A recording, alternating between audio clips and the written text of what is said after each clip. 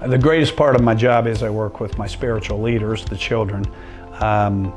I get to take care of children who have had impairments, significant disability, and my job is, as someone once described it, my purpose is to help them find their purpose, and how can these kids actually minimize their disability and have the greatest quality of life possible, and therefore it becomes this great synergy of us working together to make that happen. Well, originally when I came to Purdue, I had little idea other than the fact that I wanted to be a veterinarian.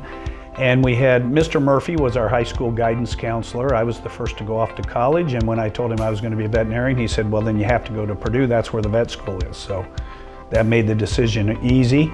It was the only school I applied to, and frankly, my parents and I, none of us knew how this worked. So you apply to one school, you tour there, and I came here to become a veterinarian. Ultimately, it was a wonderful experience for many other reasons, but it was a very simple decision at the beginning. When I was on campus, I was involved in several clubs, mostly the like pre-vet honorary, several different honor societies. Played a lot of rugby. That was a great sport for me, and did probably every intramural sport. I'm pretty sure I tried every one of them while I was here. Ultimately, I was in the residences, the campus residencies, my entire 6 years, and thankfully got to be what we called a counselor back then, RA now, and then I became a staff resident for 2 years at McCutcheon Hall, which now called the REA position. The highlights for me on this return visit, again, just hanging out with the students and being asked to tell the same story over and over again. I had the great blessing of working with Mother Teresa in 1997, and I said, I had read all of her books, and you sit and talk with her, and basically she says the same things over and over again. There are certain pearls of wisdom, little tidbits of wisdom to live by, and I do find that I tend to say a lot of the same things over and over, but I felt like the children that I've been blessed to work with have taught me some very important things, what I call the virtues or the principles of living, these 12 principles where I can make others' lives better and therefore benefit myself and have a better life myself. And so to get to come and share that with not only the book that I've written, but also to talk with the students. And even though I might highlight one child when I tell that story, that each of those virtues or each of those principles have been driven home 5, 6, multiple children that I've gotten to work with in one of 31 countries, this country, and 30 other countries where I've worked.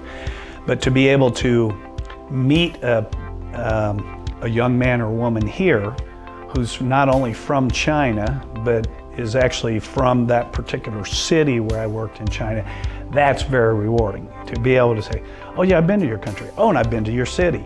And then to be able to tie that same principle to the story of a child that I might have seen in their city. I just think it stresses the interconnectedness of all of us spiritually, which is again what the children have taught me. And then just from a selfish standpoint, once again, to actually bring the Timmy Takedown to a college campus, that has been a dream of mine for years. And I'm so thankful that that was done, and it was done so well. And the parents and the children and they were all saying, even Big Brian, Cargo as we call him, said, this was better than any of the shows we've done elsewhere. The energy of the students really made that great for the kids, and therefore it was the greatest Timmy Takedown for me.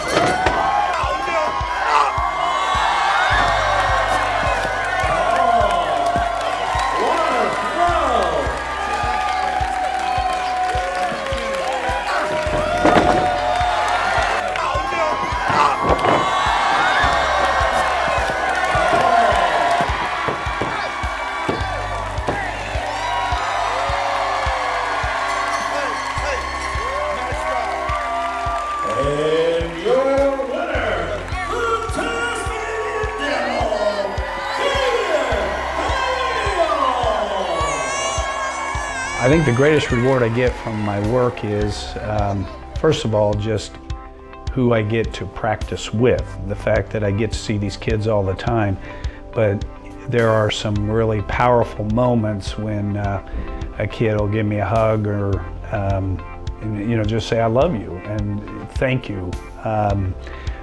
Kids that have said that had they not met up with me and the team that I work with, they wouldn't have had a life beyond that disability. And for their parents to say how it had made such a substantial change in their lives, not only for the child, but for the parents.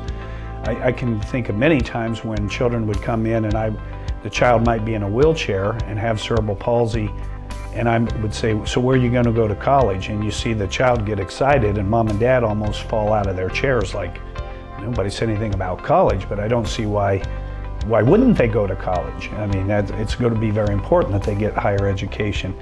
One kid recently, I went to a reception where he received an award, and it was great to hear him step to the podium, and he said, Dr. Chuck treated me as if I were his son, and that was powerful to me. Anybody, I said, the greatest gift I can give you is access to my patients. These kids will make you a better person if you allow yourself to hang out long enough. And that's been the beauty and the fun of it, and just to watch that light turn on in each person when they do encounter. And then they get to be a part of the show.